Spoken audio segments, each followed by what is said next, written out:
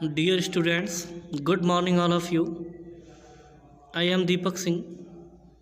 Today I am presenting the next poem of the class 9th, Rain on the Roof.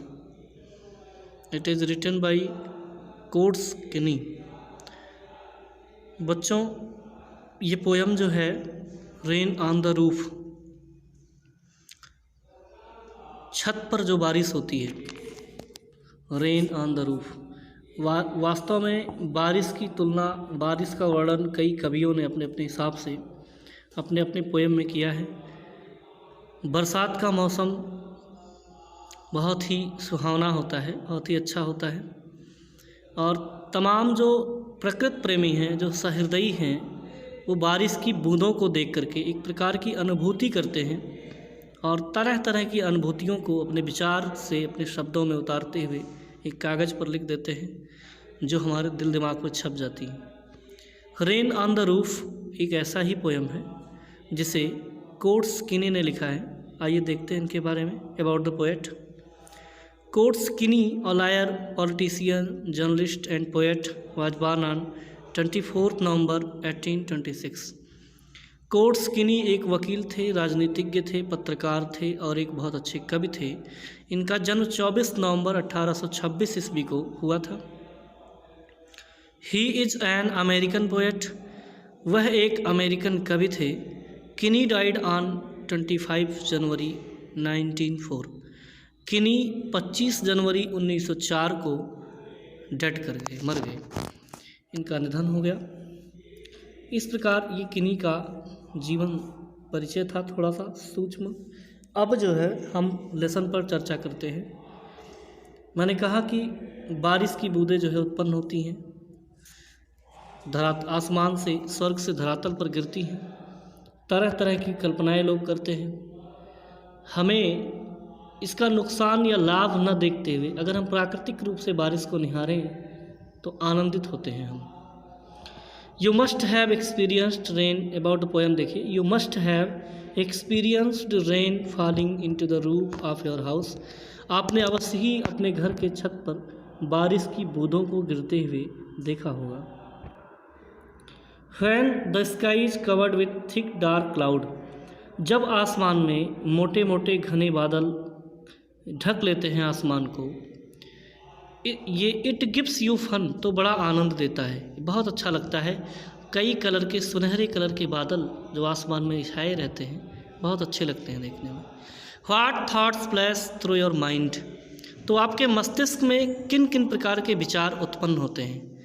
And read the poem how the poet react to rain.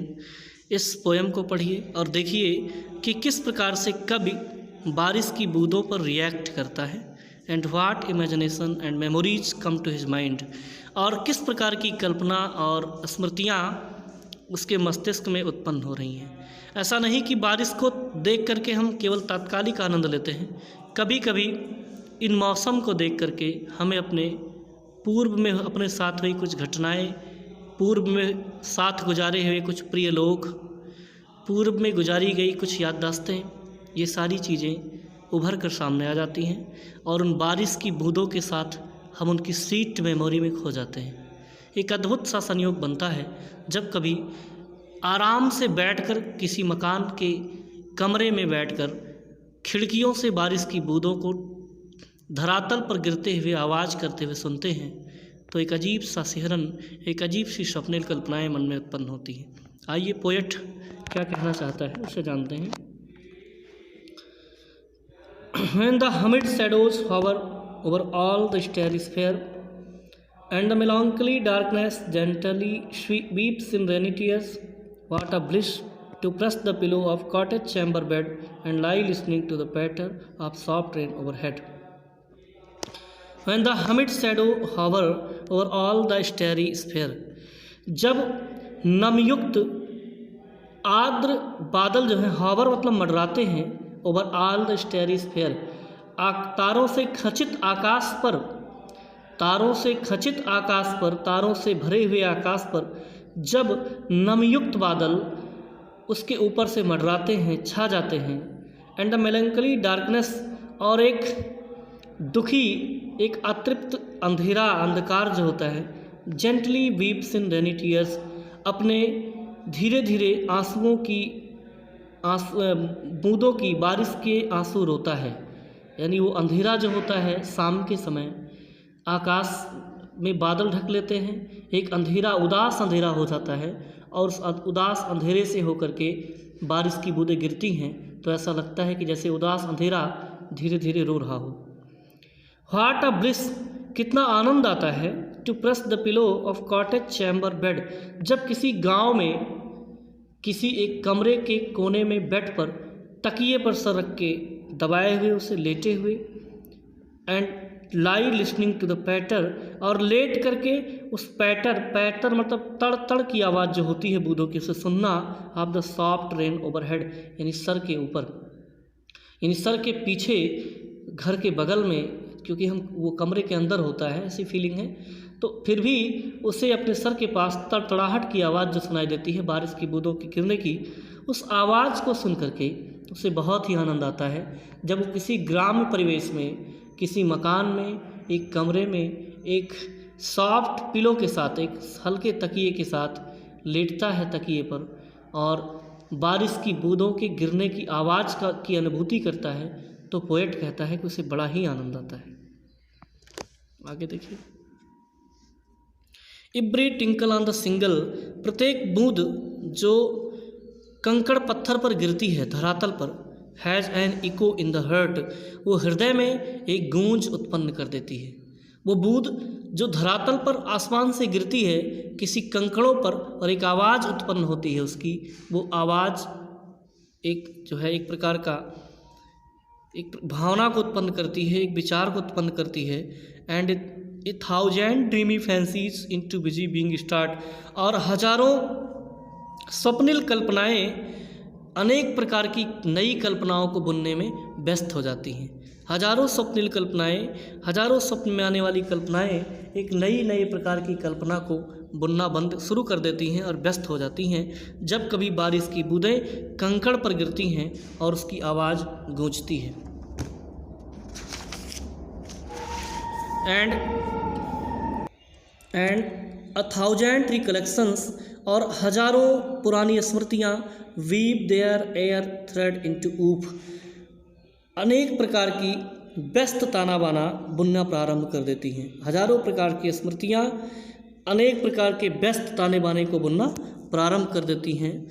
As I listen to patter of the rain upon the roof, जब मैं अपने छत पर बारिश की बूंदों की तड़तड़ाहट को सुनता हूँ, तब हजारों स्वप्निल कल्पनाएं वायुसूत्रों का ताना बाना बुनना प्रारंभ कर देती हैं।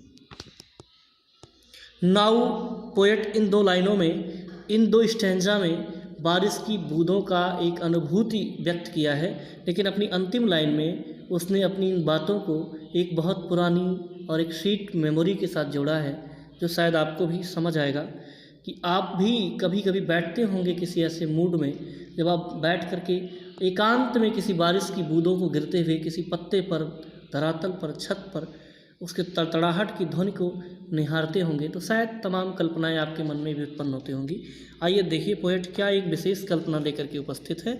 कहता है, नाउ इन मेमोरी, अब मेरी स्मृति में, इन बारिश की बूंदों के समय, शाम के समय, अब मेरी स्मृति में कम्स माई मदर, मेरी माँ आती है, यानी उस समय उसकी माँ उसे याद आती है।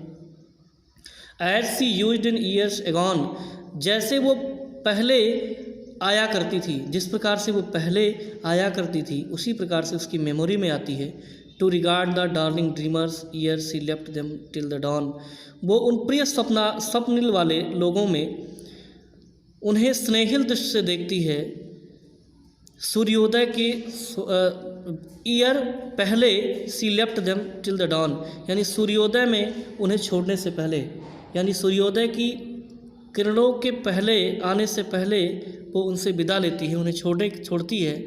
जिस प्रकार से उसकी माँ बीते वर्षों में उसके स्मृतियों में आया करती थी, उसी प्रकार वो आज भी आती है, उषा काल से पूर्व, यानी सुबह से पहले एक स्नेह देने के लिए राइटर को, एक प्रेम देने के लिए राइटर को। पोएट को, oh I feel her fond look on me, मैं उसके उस स्नेहिल दृष्टि को, प्रेम भरी विचारों को, प्रेम भरे नेत्रों को अपनी तरफ महसूस करता हूँ। As I list to this refrain, जब मैं वर्षा की बार बार गूंज को, बार बार आवृत्ति को सुनता हूँ तो मैं उसके स्नेहिल दृष्टि को, यानी अपनी माँ के स्नेहिल दृष्टि को याद करता हूँ। Which is played upon the single by the patter of the rain, जब बारिश की बूंदें गोल पत्थरों पर वर्षा की तड़तड़ाहट के साथ पड़ती हैं, बारिश की बूंदें तड़तड़ाहट की आवाज़ करती हुई आती हैं, तो मैं अपनी माँ के उस स्नेहिल दृष्टि को उन तड़तड़ाहट के ध्वनि में महसूस करता हूँ, उन गिरती हुई बूंदों में महसूस करता हूँ। इस प्रकार लेखक यानी पोएट कहता है कि वह ऐसी स्थिति में एक स्वीट मेमोरी में खो जाता है, एक मीठी याद में खो जाता है। शायद उसकी माँ की ये मीठी याद है जो अब उसके साथ नहीं है। तो इस प्रकार से ये पोयम कंप्लीट हुआ। इसके अर्थ पोयम के बाद तो दिए गए हैं, लेकिन मैं चाहता हूँ कि इसे मैं अपने हिसाब से समझाऊँ, अपने विचारों में व्यक्त करूँ, ताकि आपको कुछ और मैं दे पाऊँ इसमें जो लिखा है उसकी अपेक्षा। तो उम्मीद है कि आपको ये पोयम पसंद आएगा, और इसी के साथ इस पोयम को मैं कंप्लीट करता हूँ। इसमें देखिए कुछ मीनिंग्स हैं, आप इन्हें देख लीजिएगा, कुछ क्वेश्चन आंसर हैं, आप इन्हें भी, और ये देखिए यहाँ से कुछ पैसेज करने के लिए दिया जा रहा है आपको। इस पैसेज में से कुछ क्वेश्चन आंसर छांटने हैं, जैसा कि आप पहले करते आए हैं, आप इन्हें करते रहेंगे। और एक नोट्स देखिए, सेंट्रल आइडिया भी है, इसे आप ज़रूर लिख लेंगे और याद कर लेंगे। नोट्स बनाइए, संभवतः है इसी महीने में 20 या 21 तारीख से, सितंबर 21 से लगभग आपकी कॉपियाँ जो नोट्स हैं बुला करके चेक की जाएंगी, इसलिए नोट्स ज़रूर बनाएं। और जो बच्चे छोड़ दिए हैं वीडियो, वो वीडियो मेरे चैनल पर उपलब्ध है।